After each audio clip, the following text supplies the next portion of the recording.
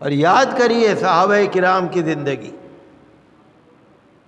ہماری اور آپ کی زندگی تو کچھ بھی نہیں ہے، ہماری تو نیکیاں بھی کچھ بھی نہیں ہے۔ مجھے یاد آ رہا ہے ایک صحابی کا واقعہ، حضرت مصعب ابن عمیر رضی اللہ عنہ، بہت ہی عظیم صحابی، بڑی جلیل القدر صحابی، مصعب بن عمیر۔ بچپن میں جب اپنے ماں باپ کے گھر میں پل رہے تھے وہ، تو کتابوں میں لکھا ہے کہ ان کے باپ ان کا 200 درہم کا جوڑا سلوا کے پہناتے تھے بچپن میں، قیمتی سے قیمتی جوڑا پہناتے تھے، بہت ناز و انداز سے پالتے تھے، مالدار گھر کے تھے، ناز و انداز سے پلے ہوئے تھے۔ جب اسلام کی دعوت پھیلی، حضور صلی اللہ علیہ وسلم کا جب پیغام پھیلا، تو ان کے دل میں اسلام کی دعوت کا اثر پڑا اور وہ چپکے سے اپنا گھر چھوڑ کے نکل گئے، اسلام لے آئے، حضور صلی اللہ علیہ وسلم کی خدمت میں آ گئے، سب کچھ چھوڑ دیا، گھر چھوڑ دیا، گھر بار چھوڑ دیا، اپنے سارے کپڑے چھوڑ دیے، سارا ساز و سامان چھوڑ دیا، ایک چادر لپیٹ لی، بس ایک چادر لے لی۔ کہاں ان کا کیا بچپن تھا اور کیا انہوں نے اللہ کے لیے سب چھوڑ دیا۔ اور جب مسلمانوں نے ہجرت حبشہ کی طرف ہجرت کی، تو حضور صلی اللہ علیہ وسلم کی اجازت سے یہ حبشہ کی طرف ہجرت کر کے چلے گئے، اور پھر وہاں سے جب مسلمان واپس آئے اور مدینہ منورہ کی طرف ہجرت کی، تو پھر انہوں نے مدینہ کی طرف ہجرت کی، اور وہی ایک چادر پیون لگی گئی، بس کہیں جاتے تھے آتے تھے، حضور صلی اللہ علیہ وسلم ان کو دیکھتے تھے اور کبھی کبھی فرماتے تھے، دیکھو مصعب کو دیکھو، کیا بچپن کی زندگی تھی اور کیا زندگی ہے، ایک چادر اس پر بھی پیون لگے ہوئے، کیا اللہ والوں کی زندگی تھی، ہر وقت اللہ اللہ، ہر وقت دین ہی دین، دین کی خدمت۔ جب حضور صلی اللہ علیہ وسلم غزوے کے لیے نکلے، اسلامی لشکر نکلا، چونکہ جب دوسرے لوگ چڑھائی کرتے تھے نا، تو مسلمان اپنے بچاؤ کے لیے نکلتے تھے، مسلمان کبھی آکرمن نہیں کرتے تھے، حملہ نہیں کرتے تھے، لیکن اگر پتہ لگا کہ کوئی ہمارے اوپر حملہ کرنے آ رہا ہے، تو مسلمان اس کے لیے اپنے بچاؤ کے لیے نکلتے تھے، اور جھنڈا ہوتا تھا۔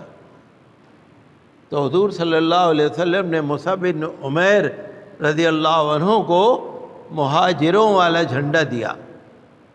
مہاجر وہ لوگ کہلاتے ہیں جو مکہ مکرمہ سے ہجرت کر کے مدینے آئے، اور انصار وہ لوگ کہلاتے ہیں جو مدینے کے رہنے والے تھے۔ جو مکے کے رہنے والے تھے وہ مہاجر، جو مدینے کے رہنے والے تھے وہ انصار۔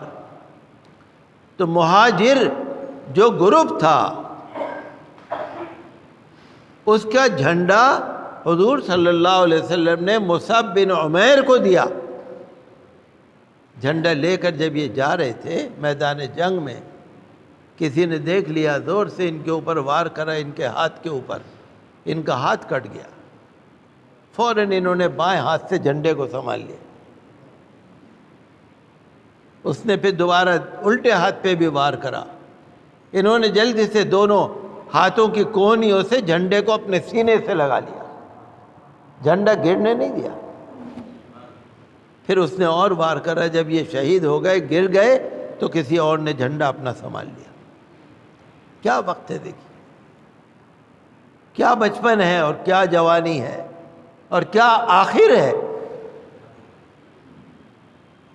جب حالات سنبھل گئے تو ان کے جنازے کو اٹھایا گیا، جنازے کی جب تدفین ہونے لگی تو کفن ہی نہیں ہے۔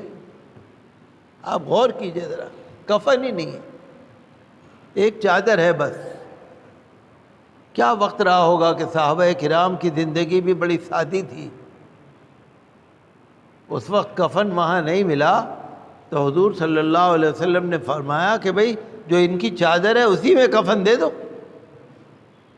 جب چادر ان کے جنازے کے اوپر ڈالی تو چادر چھوٹی پڑ گئی. سر ڈھانکتے ہیں تو پیر کھل جا رہے ہیں، پیر ڈھانکتے ہیں تو سر کھل جا رہا ہے. حضور صلی اللہ علیہ وسلم نے فرمایا چادر کو کھینچ کے سر ڈھانک دو اور ان کے پیروں کو اذخر جو گھاس آتی تھی اس گھاس سے ڈھانک دو، پیروں پہ گھاس رکھ دو. اذخر نام کی ایک گھاس وہاں پر تھی عرب میں جو خوشبودار گھاس ہوتی تھی. فرمایا گھاس لے لو، ان کے پیروں پہ ڈال دو اور ان کو اسی طرح دفن کر دو. تو آپ ذرا دیکھا کریے، غور کیا کریے. میں یہ نہیں کہہ رہا کہ آپ کھانا پینا چھوڑ دیں، لیکن آپ ان کو بھولیے نہیں جن کی وجہ سے آج یہ دین کا جھنڈا آج عروج پر ہے. ان کو بھولنا نہیں چاہیے. کہیں نہ کہیں کبھی نہ کبھی ہمارے اندر وہ جذبہ آنا چاہیے کہ اللہ کے دین کی کیا خدمت کی ہے ان لوگوں نے. اس طرح کے کئی صحابہ کرام کے واقعات ہیں. تو یہ جو میں نے آپ کو مصعب بن عمیر رضی اللہ عنہ کا واقعہ سنایا، یہ جو صحابہ کرام کے واقعات جو کتابوں میں لکھے ان میں لکھا ہے، مصدقہ تصدیق شدہ واقعہ ہے، سچا واقعہ ہے.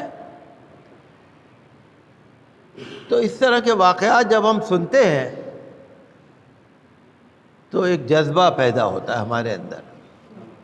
آج ضرورت ہے، پہلے زمانے میں تو یہ ہوتا تھا کہ لوگ ایسے واقعات کو سنتے بھی تھے اور پھر بچوں کو اپنے سناتے بھی تھے، گھر والوں کو بتاتے بھی تھے، کتابیں گھروں میں بھی رکھتے تھے. ٹھیک ہے، آج کا زمانہ فیشن کا زمانہ ہے، ترقی کا زمانہ ہے، لیکن وہ تو اپنے ہاتھ میں ہے نا. وہ تو اپنے ہاتھ میں ہے بھائی، آپ کے اپنے ہاتھ میں ہے نا. آپ اپنے کھانے میں چاہے 100 روپے خرچ کرو، چاہے 50 روپے، چاہے 1000 روپے، وہ تو آپ کے اختیار کی بات ہے نا.